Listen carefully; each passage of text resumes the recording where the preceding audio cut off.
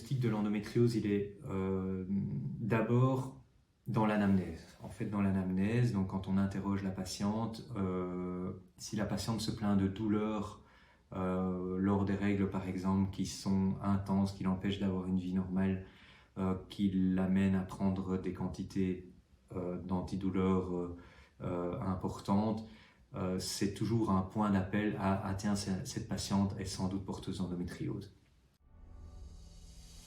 En faisant un toucher vaginal, ça nous permet de diagnostiquer l'endométriose profonde, qui sont des nodules, par exemple, qu'on sent au fond du vagin, ou des kystes d'endométriose au niveau des ovaires. La troisième façon de faire le diagnostic est en réalisant une échographie endovaginale qui va nous permettre de voir des nodules ou des kystes au niveau ovarien. Une IRM du bas du ventre qui est un examen donc, qui va nous permettre de voir les lésions d'endométriose en imagerie. Avoir mal n'est pas normal, donc c'est ce que la patiente doit se dire. Dès qu'on a des douleurs qui nous invalident, en tout cas qui nous imposent à prendre un antidouleur, il est intéressant de venir chez son gynécologue pour faire un diagnostic éventuel d'endométriose et, je l'espère, l'exclure. Voilà. La première chose, c'est de commencer éventuellement par des contraceptifs oraux qui, ou pas, stopperaient les règles pour permettre de soulager la patiente. Parce que la première chose, c'est d'essayer de soulager la patiente de ses douleurs.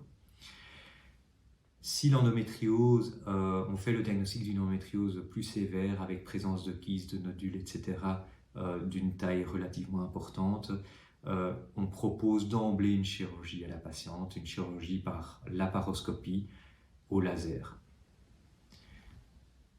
La dernière chose qu'on conseille aux patientes qui sont porteuses d'endométriose ou qui souffrent de douleurs qui sont même inexpliquées, c'est d'améliorer un tout petit peu leur mode de vie en encourageant la pratique sportive, une nutrition appropriée, et ça on travaille conjointement avec des nutritionnistes. Oui, potentiellement. Je vous ai décrit tout à l'heure la présence de nodules possibles entre l'utérus et la vessie ou le rectum et l'utérus. Ces nodules peuvent être tellement larges qu'ils entravent le trajet des petits canaux qui passent entre le rein et la vessie, qu'on appelle les uretères, et qui peuvent, d'une manière insidieuse, sténoser, donc reboucher, si vous voulez, boucher ces uretères. Et donc la patiente peut venir avec un rein qu'on appelle muet, donc un rein dont le canal excréteur, qui est l'urtère, a été bouché par l'endométriose. Donc elle ignore que son rein ne fonctionne plus.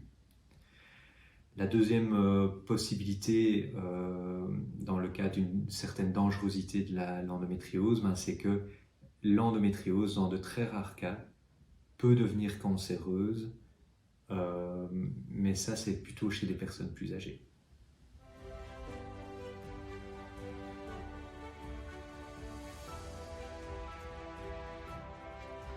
Donc une fois que la patiente est enceinte, l'endométriose ne va pas poser problème.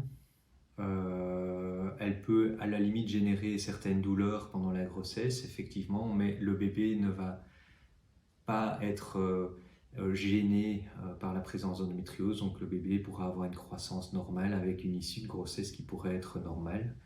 Le problème principalement de l'endométriose est avant la grossesse, donc avant de tomber enceinte, les patientes qui souffrent d'endométriose ont malheureusement une fertilité qui peut être diminuée à cause de la présence de cette endométriose si elle n'est pas bien traitée.